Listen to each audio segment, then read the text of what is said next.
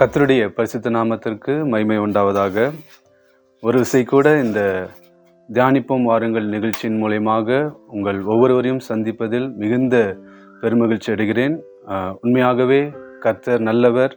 ஆண்டவர் உங்களுடைய வாழ்க்கையிலே அநேக நன்மைகளை ஆண்டவர் செய்து கொண்டிருக்கிறார். இந்த நிகழ்ச்சியை பார்க்கறது மித்தமாக இந்த தியானிப்போம் வாருங்கள் இந்த நிகழ்ச்சியின் மூலயமாக ஆண்டுடைய வார்த்தை உங்களுக்கு பகிர்ந்து கொள்வது நிமித்தமாக அநேகர் நீங்கள் குடும்பத்தில் ஆசீர்வதிக்கப்பட்டிருக்கிறீர்கள் என்று நான் விசுவாசிக்கிறேன்.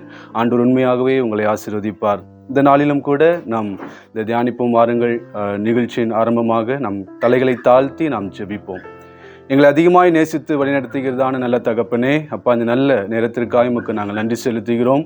ஆண்டவரே, இந்த நேரத்திலும் ஆண்டவரே உம்முடைய வார்த்தை ஆண்டவரே நாங்கள் கேட்க இருக்கிறோம். அப்பா, உம்முடைய வார்த்தை ஆண்டவரே அவளோடு ஆண்டவரே கேட்க இருக்கிறதான உம்முடைய பிள்ளைகளை நீர் கண்ணோக்கி பார்ப்பீராக.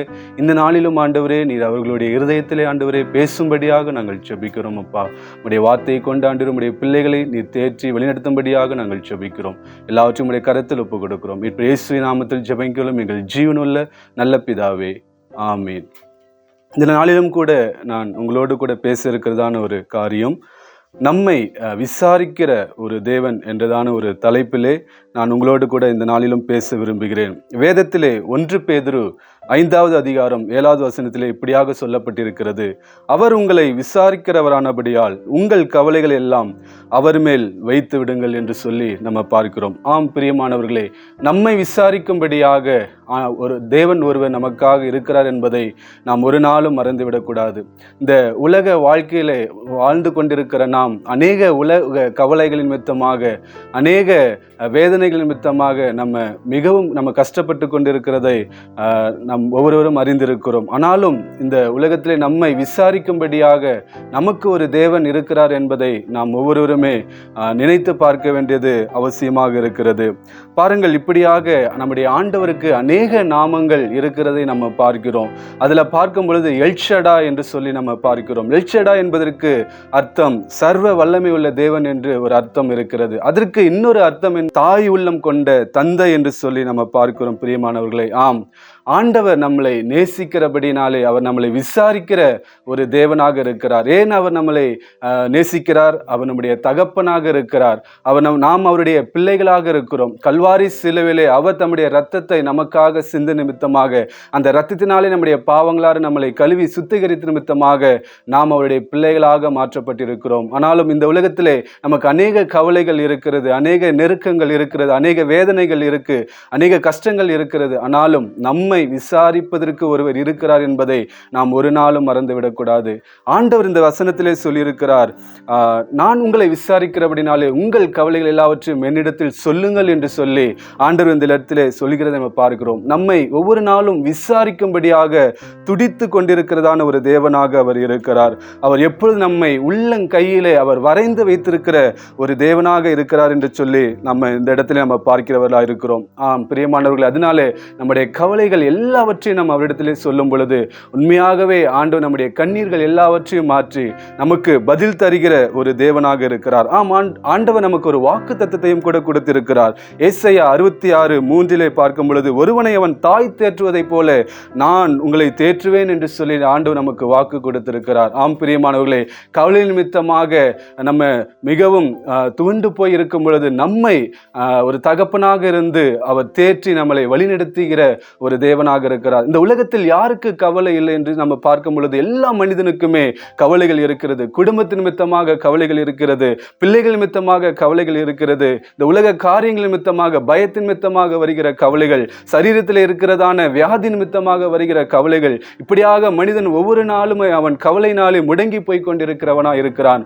ஆம் பிரியமானவர்களே, நீங்கள் ஒருவேளை இந்த நேரத்தில் நீங்கள் கவலையோடு இருக்கலாம். ஆனால் உங்களை விசாரிக்கும்படியாக ஒரு தேவன் நம்மோடு கூட இருக்கிறார் என்பதை நீங்கள் ஒரு நாளும் மறந்துவிடக்கூடாது. அவர் நம்மை விசாரிக்கிறபடியினாலே நம்முடைய கவலைகள், நம்முடைய பாரங்கள், நம்முடைய சுமைகள் எல்லாவற்றையுமே நாம் அவரிடத்திலே ஒப்புக் கொடுக்கும் பொழுது அவர் எல்லாவற்றையும் பார்த்து கொள்கிற ஒரு தகப்பனாக இருக்கிறார். கல்வாரி சிலுவையிலே நம்முடைய பாவங்களுக்காக அவர் அந்த பாரத்தை அவர் சுமந்தார் என்று சொல்லி நம்ம பார்க்கிறோம். இந்த பாடுகள், எல்லா வேதனைகள், கஷ்டங்கள் எல்லாவற்றையுமே அவர் மாற்றுகிற ஒரு தேவனாக, அவர் நம்மோடு கூட ஒரு சர்வ வல்லமை தேவனாக நம்மோடு நம்மோடு கூட இருக்கிறார் என்பதை நாம் ஒரு நாளும் மறந்துவிடக்கூடாது பிரியமானவர்களே. இப்படியாக பாருங்கள், பிலிப்பியர் 4வது அதிகாரம் 6வது வசனத்திலே, நீங்கள் ஒன்றுக்கும் கவலைப்படாமல் எல்லாவற்றையும் குறித்து உங்கள் விண்ணப்பங்களை ஸ்தோத்திரக்கூடிய ஜெபத்தினாலும் வேண்டுதனாலும் தேவனுக்கு தெரியப்படுத்துங்கள் என்று சொல்லி வசன விதமாக சொல்லியிருக்கிறது. ஆண்டவர் நம்மளை பார்த்து சொல்லியிருக்கிறார், நீங்கள் ஒன்றுக்கும் கவலைப்படாமல் எல்லாவற்றையும் நீங்கள்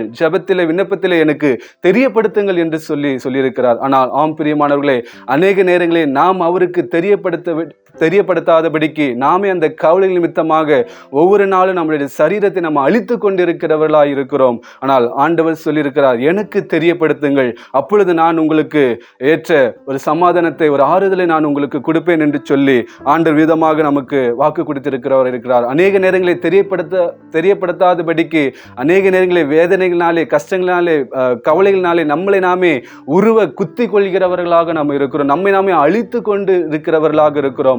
ஆனால் ஆண்டவர் சொல்லியிருக்கிறார், என்னிடத்திலே சொல்லுங்க, என்னிடத்திலே தெரியப்படுத்துங்கள் என்று சொல்லி அவர் ஒரு பாசத்தோடு நம்மை பார்த்து அவர் சொல்லுகிறவராக இருக்கிறார். ஆம் பிரியமானவர்களே, நீங்கள் பார்க்கும் பொழுது மத்தேயு 6வது அதிகாரம் 25வது வசனத்திலே, ஆகையால் எண்ணத்தை உண்போம், எண்ணத்தை குடிப்போம் என்று உங்கள் ஜீவனுக்காகவும், எண்ணத்தை விடுப்போம் என்று உங்கள் சரீரத்திற்காகவும் கவலைப்படாதிருங்கள் என்று உங்களுக்கு சொல்கிறேன். ஆகாரத்தை பார்க்கிலும் ஜீவனும், உடையை பார்க்கிலும் சரீரமும் விசேஷித்தவைகள் அல்லவா என்று சொல்லி ஆண்டவர் நம்மை பார்த்து அவர் அறிந்திருக்கிறார். நம்முடைய தகப்பனுக்கு பிள்ளைக்கு என்ன தேவை என்பதை அவர் அறிந்து வைத்திருக்கிறவராக இருக்கிறார்.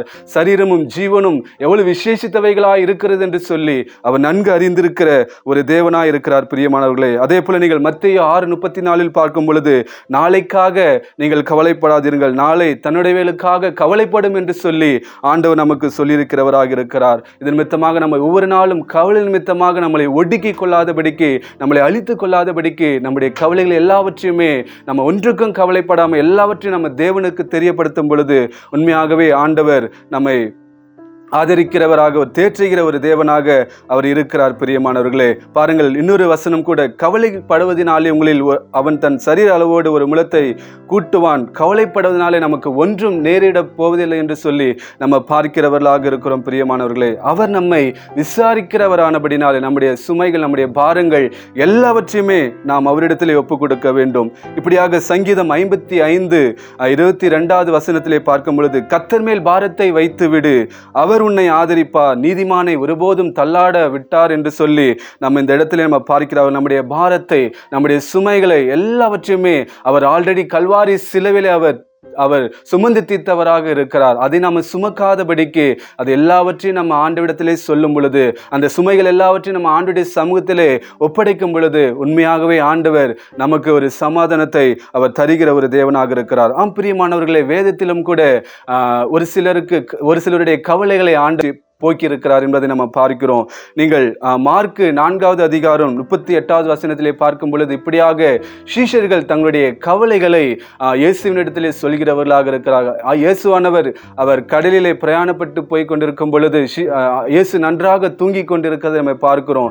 அந்த நேரத்திலே கடல் அலை ஒரு பக்கம் இரைச்சல்கள் இருந்த நிமித்தமாக அவர்கள் மிகவும் பயப்பட்டு மிகவும் அவர்கள் கலங்குகிறவர்களாக அந்த நேரத்தில் நம்ம பார்க்கிறோம் பிரியமானவர்களே. வசனம் சொல்லியிருக்கிறது, கப்பலின் பின்னணியத்தில் அவர் தலைமையை வைத்து நித்திரையாயிருந்தார். அவர்கள் அவரை எழுப்பி, போதகரே, நாங்கள் மடிந்து போகிறது உமக்கு கவலை இல்லையா என்று சொல்லி சீஷர்கள் இயேசுவை பார்த்து கேட்கிறார்கள். ஆம் பிரியமானவர்களே, பாருங்கள், இந்த இடத்திலே சீஷர்கள் தாங்கள் மடிந்து போயிடுமோ, தாங்கள் இறந்து போயிடுமோ என்ற அந்த ஒரு பயத்திலே, ஒரு பதட்டத்திலே இயேசு கூட இருந்தாலுமே அவர்கள் தங்கள் கவலைகளை இயேசுவின் இடத்திலே தெரியப்படுத்துகிறவர்களாக இருக்கிறார்கள். இயேசு எழுந்து, இறையாதே, அமைதலா என்று சொல்லி அதை அதட்டுகிறார். அதன்படியாக அவளிடத்திலே, ஏன் பயப்பட்டீர்கள் என்று சொல்லி, உங்களுக்கு விசுவாசம் இல்லையா என்று சொல்லி அவர் கேட்கிறவராக இருக்கிறார் பிரியமானவர்களே. ஆம், நாம் ஒருவேளை ஆண்டவரை விசுவாசித்து நாம் இருக்கோம் என்று சொன்னால், கர்த்தர் என்னோடு கூட இருக்கிறார், அவர் என்னை ஒரு நாளும் கைவிட மாட்டார், அவர் என்னை தாங்குவார், என்னை தப்புவிப்பார் என்று சொல்லி நாம் அவரை விசுவாசித்து அவரையே நம்பிக்கையாய் கொண்டு நம்ம ஜீவிப்போம் என்று சொன்னால், இந்த உலக கவலைகள், மற்ற குடும்ப கவலைகள், பயத்தின் கவலைகள் ஒன்றுமே, எந்த ஒரு ஆபத்தின் கவலைகள் ஒன்றுமே நம்மை மேற்கொள்ளாதபடிக்கு கர்த்தர் நமக்கு உதவி செய்கிறவராய் இருப்பார். அதே போல நீங்கள் லூக்கா எழுதின சுவிசேஷம் 10வது அதிகாரம் 41வது வசனத்திலே பார்க்கும் பொழுது இந்த இடத்திலே மாத்தாள் ஒரு கவலையோடு கூட இருக்கிறத நம்ம பார்க்கிறோம்.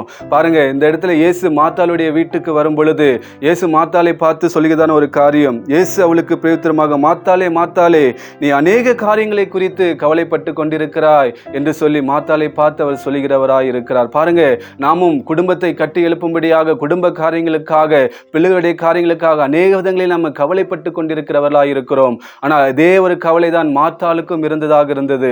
ஆனால் பாருங்க, மரியாள் என்ன செய்தால், ஆண்டுடைய பாதத்திலே உட்கார்ந்து அவருடைய வார்த்தையை கேட்பதற்கு அவள் கவனமாக இருந்தாள். ஆம் பிரியமானவர்களே, நாம் ஆண்டுடைய பாதத்திலே அமர்ந்து அவருடைய வார்த்தையை கேட்பதற்கு நாம் கவனமாக இருப்போம் என்று சொன்னால் இப்படிப்பட்ட கவலைகள் ஒன்று நம்மளை மேற்கொள்ளாதபடிக்கு ஆண்டவர் நம்மளை பாதுகாத்து அவர் வழி நடத்துகிற ஒரு தேவனாக இருக்கிறார். அதே போல கடைசியாக நீங்கள் பார்க்கும் பொழுது 1 கொரிந்தியர் 7வது அதிகாரம் 32வது வசனத்திலே, நீங்கள் கவலையற்றவர்களாய் இருக்க விரும்புகிறேன் என்று சொல்லி ஆண்டவர் சொல்லியிருக்கிறார். பாருங்கள், ஆண்டவர் ஒரு நாள் நம் கவலையோடு இருக்க வேண்டும் என்று சொல்லி அவர் விரும்புவதில்லை. ஆனாலும் ஒரு சில கவலைகள் நம்மை மேற்கொள்ளும் பொழுது அதை என்னிடத்தில் தெரியப்படுத்துங்கள், என்னிடத்தில் சொல்லுங்கள் என்று சொல்லி ஆண்டவர் நமக்கு வேத வசனத்தின் மூலமாக அவர் அறிவுரை சொல்லியிருக்கிறவராக அவர் காணப்படுகிறார். ஆம் பிரியமானவர்களே, இந்த உலகத்திலே பார்க்கும் பொழுது மனிதர்கள் நமக்கு கவலையை கொண்டு வரும்படியாக அதிகமாக விரும்புகிறவர்களாக இருப்பார்கள். ஆனால் அந்த கவலைகளை போர்க்க அவர்களே ஏதாவது ஒரு விதத்திலே அவர்கள் ஆறுதல் படுத்தும்படி முயற்சி செய்வார்கள். ஆனால்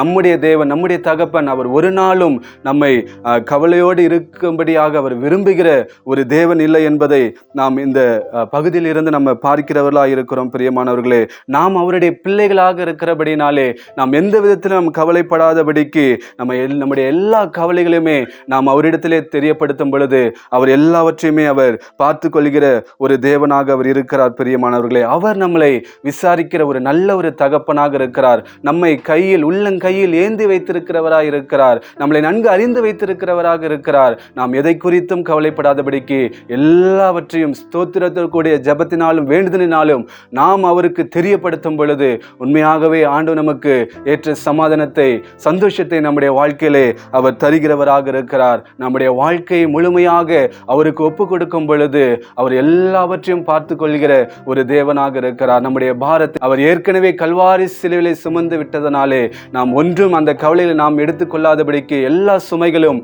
நாம் அவரிடத்திலே ஒப்பு கொடுக்கும் பொழுது உண்மையாகவே ஆண்டவர் நம்மளை ஆதரித்து, நம்மளை பாதுகாத்து, நம்மளை வழிநடத்துகிற ஒரு தேவனாக இருக்கிறார். அப்படியாக நம் கண்களை மூடி நாம் ஜெபிக்கலாம். எங்களை அதிகமாய் நேசித்து வழிநடத்துகிறதான எங்கள் நல்ல பரலோக பிதாவே, இந்த நல்ல நேரத்திற்காய் உமக்கு நாங்கள் நன்றி செலுத்துகிறோம். அப்பா ஆண்டவரே, இந்த நாளிலும் ஆண்டவரே அப்பா, நீர் எங்களை விசாரிக்கிற ஒரு தகப்பன் என்று சொல்லி ஆண்டவரே நாங்கள் பார்த்தோம். அப்பா, இந்த நேரத்திலும் ஆண்டவரே, இந்த ஆண்டவரே நிகழ்ச்சியை பார்த்து கொண்டிருக்கிறதான ஆண்டவரே உம்முடைய பிள்ளைகள் யாரேனும் ஆண்டவரே கவலைகள் நிமித்தமாக ஆண்டவர் மிகவும் சோர்ந்து போய் இருப்பார்கள் என்று சொன்னால், என் தகப்பன் ஆண்டவரே அவருடைய கவலைகள் எல்லாவற்றையும் நீர் மாற்றும்படியாக நாங்கள் ஜெபிக்கிறோம். ஆண்டவரே, எல்லா கவலைகளையும் ஆண்டவரே உம்மிடத்திலே ஒப்பு கொடுத்து ஆண்டவரே அவர்கள் எல்லா சுமைகளையும் ஆண்டவரே உம்மிடத்திலே ஆண்டவரே கொடுத்து விட்டு அவர்கள் ஆண்டவரே சந்தோஷமாக ஆண்டவரே சமாதானமாக இருப்பதற்கு தகப்பன் ஆண்டவரே நீர் உதவி செய்வீராக.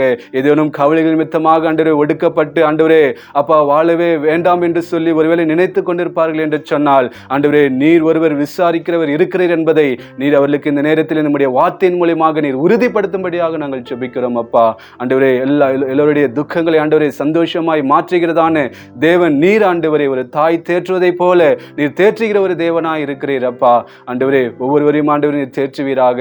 ஆண்டவரே, எல்லா கவலைகளையும் மாற்றுவீராக. ஆண்டவரே, கவலைகளை மாற்றி ஆண்டவரே நீர் அவர்களை ஆற்றி தேற்றி வழிநடத்தும்படியாக நாங்கள் ஜெபிக்கிறோம். அப்பா ஆண்டவரே, நீரே எங்களுக்கு ஆண்டவரே நல்ல ஒரு தகப்பனாய் இருக்கிறீர். ஆண்டவரே, நல்ல ஒரு தாயாய் இருக்கிறீர். ஆண்டவரே, அதற்காக உமக்கு நன்றி செலுத்துகிறோம். எல்லா கவலைகளையும் மாற்றக்கூடிய வல்லமை உம்மிடத்தில் இருக்கிறது என்பதை அவர்கள் ஆண்டவரே உணர்ந்து கொள்ளும்படியாக நாங்கள் ஜெபிக்கிறோம். ஆண்டவரே, எல்லாவற்றையும் உம்முடைய கரத்தில் ஒப்பு கொடுக்கிறோம். அப்பா, இந்த வார்த்தை கேட்கிறதான ஒவ்வொருவரையும் ஆசீர்வதிப்பீராக, குடும்பங்களை ஆசீர்வதிப்பீராக, பலப்படுத்துவீராக. எல்லாவற்றையும் உம்முடைய கரத்தை நாங்கள் ஒப்பு கொடுக்கிறோம். மீட்பர் இயேசுவின் நாமத்தில் ஜெபிக்கிறோம் எங்கள் ஜீவன நல்ல பிதாவே, ஆமென்.